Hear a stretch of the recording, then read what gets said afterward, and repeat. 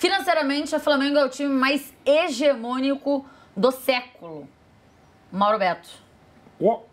Claro que não é a minha função, embora todos nós hoje ter que chamar o velho Joelmir para analisar, né? Porque todos nós hoje entendemos de finanças, administração, negociação. Globo News. Nossa, banco imobiliário a gente briga, inclusive, né?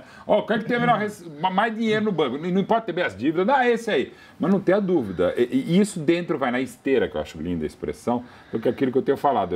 Eu nunca vi um time começar tão favorito com um mercado, com uma base, repito, que já está consolidada e melhorada, e só perdeu o Pablo Mari, para mim foi melhor reforçado, inclusive com mais uma opção, Gustavo Henrique e Léo Pereira. E se a gente lembrar de, tipo, Corinthians... Não teve nada hegemônico, Palmeiras, não. O Palmeiras aqui das temporadas atrás que... Então, o Palmeiras Parmalat, por exemplo, assinou 26 de março de 92.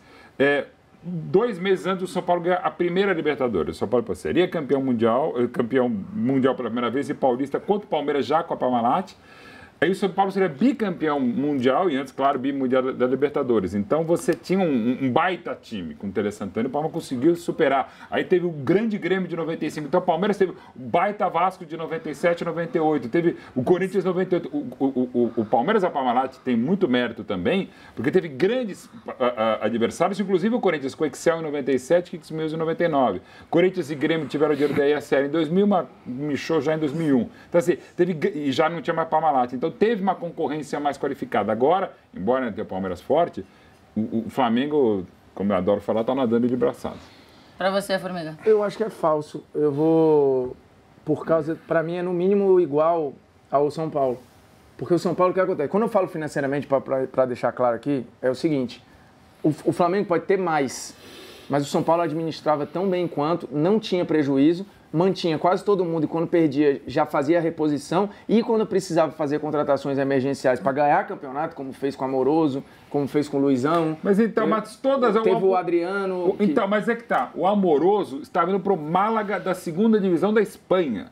Então, assim, o Flamengo, para mim, é mais hegemônico pelo seguinte, o Flamengo, assim, perdeu o zagueiro, veio cá Léo Pereira por 7 milhões de euros. Então, para mim, o São Paulo não fez nenhum grande movimento. O São Paulo contratou muitíssimo bem na segunda metade da década passada. Mas não perdia ninguém. As pessoas queriam jogar no São Paulo esse movimento. Isso tinha muito. Mas o São Paulo falou, eu quero e vou lá e pego. Elas queriam jogar.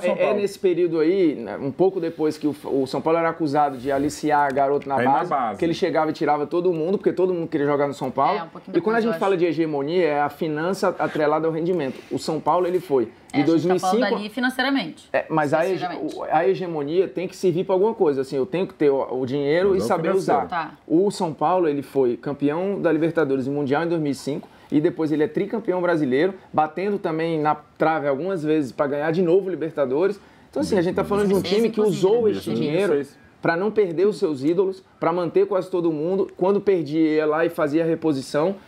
Teve um trabalho de estrutura, de recuperação nesse período, são pouquíssimas lesões, a estrutura que o São Paulo tinha era absurda, muito à frente dos outros. É nesse período, um pouco antes, que o São Paulo cria e começa a investir em sócio-torcedor quando os outros nem pensavam nisso. Verdade. Então eu acho que financeiramente, administrativamente, aquele não tem São Paulo... barra na frase. Mas é a minha interpretação do financeiramente. Eu sei, mas tô querendo encher o saco. O São Paulo soberano... Hoje tu tá muito polêmico. Eu tô querendo roubar seu posto. O São Paulo soberano, acho que ele é tão hegemônico quanto o Flamengo de agora. Muito bem. E pra você? Pra mim é verdadeiro, mas eu acho que o Flamengo ele pode mais. Por exemplo... Tá bom assim. Não. O Ale já não tá com muita graça. Mas por exemplo, se você falar o Flamengo hoje é um time praticamente internacional, né? Que a gente até começa a comparar com os times de fora. Até porque o ano passado a gente conversava o seguinte, se você pegar o time do Flamengo titular e fizer uma seleção dos outros 3 do Rio, o Flamengo vai vencer no papel. A gente fez a seleção até do Paulista. Isso, pode ser também. Agora, se você fizer uma seleção dos reservas do Flamengo contra os outros do Rio de Janeiro, o Flamengo vai ganhar também. Você diz, o time reserva do Flamengo contra a seleção dos outros cariocas e ainda assim ganha. Você pode fazer esse exercício. Vamos fazer esse 11 contra 11. Agora, não hoje, mas quem sabe amanhã, vamos ver. Agora, se você falar para algum desses gigantes que a gente normalmente acaba, às vezes até de forma equivocada, comparando com o Flamengo, e você chegar lá e falar assim, o cara vai perguntar, o estádio do Flamengo é para quantas pessoas? O estádio do time. Não, ele não tem, o estádio não tem. Quer dizer, se você faz uma arena do tamanho que o Flamengo merece, uma arena, por exemplo, como tem... Do tamanho do Maracanã. E tô falando com a utilidade que tem o Allianz Parque e o ser multiuso. Você imagina assim, o que o Flamengo pode... No que o Flamengo pode se transformar. Então, acho que isso é um ponto importante. O Formiga tocou num ponto que eu acredito demais. O Flamengo evoluiu muito em termos de estrutura, muito. Porque era realmente... Assim, não tinha nada a ver. Eu lembro, inclusive, de Copa São Paulo, em que os meninos, na comemoração, citavam a falta de cuidado que o clube tinha com a Copa São Paulo. Que era quase uma sorte, ou enfim, porque o time tem muito apelo. Melhorar ainda mais a sua estrutura e ter uma casa dele, que ele possa usar do jeito que ele quiser. Porque... na verdade, se a gente pensar até no CT, assim, foi há muito pouco tempo, né? Que... Não, apesar do terreno estar lá, tem mais de 20 anos. Sim, mas o Flamengo não tinha dinheiro para conseguir construir aquilo que ele tinha vontade, até teve, mas enfim, não soube estruturar isso. O futebol do Rio está muito atrás. Absurdamente a Toca da Raposa, a primeira, Toca 1, porque tem Toca 2. Pegar o Cruzeiro, que hoje é um exemplo de má administração. É da primeira metade dos anos 70. O maravilhoso CT do Caju tem mais de 20 anos, cara. Então, assim, eu tô pegando exemplos, assim, que porque São Paulo tem mais dinheiro. Não, outros clubes. União de Araras, nos anos 90, tinha mais estrutura que todos os clubes do Rio de Janeiro. União de Araras. Então, assim, era até falta de vergonha na cara e pensar minimamente o futebol. E tem outro detalhe que é fundamental para o Flamengo, eu incluo também o Corinthians, que é essa coisa que cada vez mais está exacerbada, e eu acho ótimo, que o pessoal sai do armário com a camisa vestida, jornalista, jogador, que é o seguinte, o sonho de criança, cara, o Felipe Luiz é básico, eu queria jogar no Flamengo, o Rafinha também, o Thiago Maia. Então, você que tem as maiores torcidas, Flamengo e Corinthians, não é que você tem o dever, mas ajuda muito você ter times mais identificados com o sonho de criança. Olha, você acha que faz muita diferença você ter o próprio estádio? É porque assim, a gente... Para tamanho de clube, para... Eu acho que a gente não... Dinheiro não faz mal, né? Dinheiro não faz mal. Mas se por um acaso tiver algum desequilíbrio financeiro, porque não é todo dia que você tem um presidente, aliás, é exceção, o Bandeira de Melo é uma exceção, o que a gente vê muitas vezes é o presidente afundando o clube, de forma irresponsável. Mas se dá alguma zica, você tem ali, acho que duas coisas que te dão alguma tranquilidade. Alguma certeza, né? Primeiro a tua casa, que você pode fazer o que você quiser dela, no caso, eu citei o Palmeiras aqui, que inclusive é bem central e que tem show toda hora. O show nem vai do Palmeiras com o parceiro, é bom dizer, e é ótimo negócio para as duas partes. Isso. E além de você ter ali uma fonte segura e tal, não sei o quê, e também nesses jogos em que o Flamengo leva muita gente, que lota o Maracanã, esse dinheiro na sua totalidade viria para o Flamengo e tal. Eu acho que se você tem uma base de excelência, se tem uma estrutura de excelência, a chance de você projetar, revelar novos craques, ela ainda é maior. E olha que o Flamengo já revela bem. Então, acho que isso aí seria importante, você aproveitar esse momento, não só para deixar o time mais forte, isso é legal. Sim. Pô, futebol é isso aí, é ganhar título e tal, e é a emoção do torcedor. Mas você melhorar toda essa estrutura. Há 15 anos atrás era desnecessário ter estádio. Mesmo, né? Precisa ter, não precisa, cara. Agora, nos últimos anos, como negócio, mas diferentemente do que foi feito pelo Corinthians em Itaquera, que é praticamente uma arena monouso, que é para o futebol, por projeto, né? Você precisa fazer mesmo. O que fez o Tottenham agora e pegar na história, diferente das empresas, o futebol é engraçado. Os clubes que fizeram estádios, ainda mais nos últimos 15, 20 anos, eles quase todos tiveram um upgrade a partir do estádio. Um upgrade, inclusive, técnico. Às vezes, claro, pega o exemplo do Brasil, era uma outra época, São Paulo, de 57 a 70, ficou sem ganhar, mas porque teve, entre outras coisas, tinha o Santos de Pelé. Mas a partir daí é o ciclo vitorioso. Na história do futebol mundial, guardadas as diferenças de cada país econômicas, quase sempre um novo estádio te traz uma prosperidade, porque vai ter novas receitas, embora você tenha gastado muita coisa. O Flamengo teve uma mini experiência legal com a Ilha do Urubu lá, no período em que arrendou o estádio que já tinha sido do Botafogo e tal.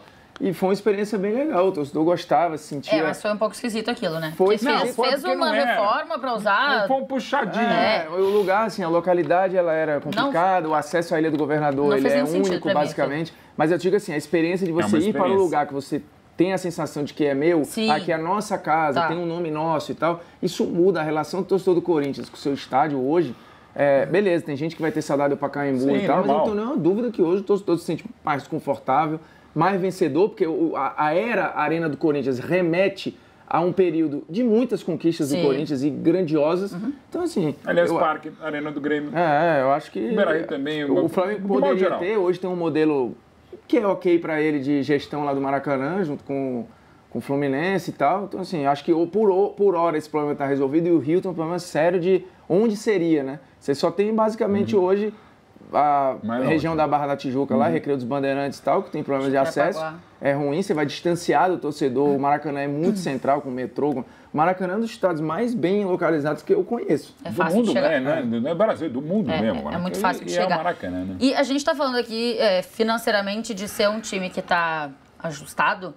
Isso faz com que também consiga vender por preços mais caros os seus jogadores, o Reinier. E outra coisa que me chama a atenção, vender cedo. Porque o Reinier foi cedo. O Vinícius Júnior foi cedo. O Paquetá foi cedo. E foram todos muito bem vendidos. O Viseu... Mas cedo. Não, foi cedo. Então, assim, todos esses foram cedo. Mas por alternativas melhores. O São Paulo, quando vendeu o David Neres, ele não tinha ninguém melhor que o David Neres.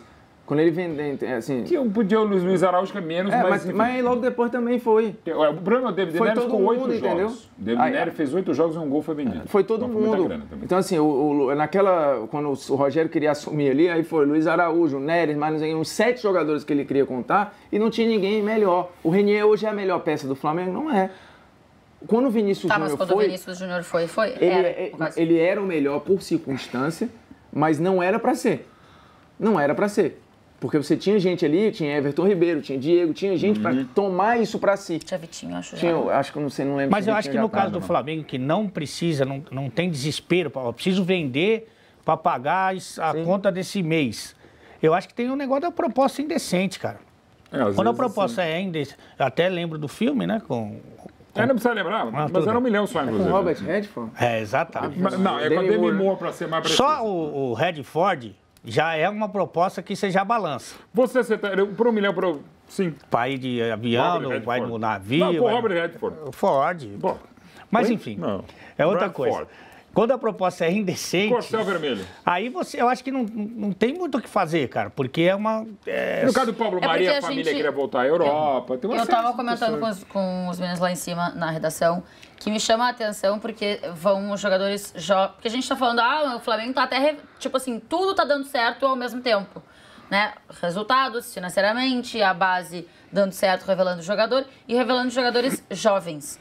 Porque... Por que eu tô dizendo isso? Porque se a gente pegar o time que também ganhou nos últimos anos várias coisas, que foi o Grêmio, revela jogadores mais velhos, né? Sim. E aí é mais difícil de você conseguir vender por esses preços. Não, o Luan e o Cebolinha estouraram mais velho. Sim, usa, mas o Luan estourou mais velho, o Cebolinha estourou mais velho, o Arthur estourou mais velho, que foi o que conseguiu vender. O Pedro Rocha estourou mais velho e acabou indo pra Rússia. Mas você vendeu o Wallace, o Alex Telles, o Jean-Pierre tem muito potencial, o Arthur, o Matheus. Agora o TT já tinha sido vendido. O TT já foi vendido, mas, de novo, pra Ucrânia. Isso. Acho que ele foi. Então, assim, é diferente a relação que você tem aí de quando você tem dinheiro no caixa e quando você revela jogador muito cedo. Cara, o Real Madrid, agora falando de Reinier, né? O Real Madrid está nas mãos com um case de marketing que ele poderia usar de um resgate do futebol. Se ele quisesse trabalhar isso, né? Os meninos precisam dar resultado. São 6, né? Mas você tem 3 moleques hoje, assim, que representam muito essa geração, Reinier, Vinícius Júnior e o Rodrigo. Cara, se eles conseguirem os Golden Boys, os Samba Boys, sei lá o que eles podem fazer lá. Golden Boys é maravilhoso. Mas olha o que eles têm na mão, gente.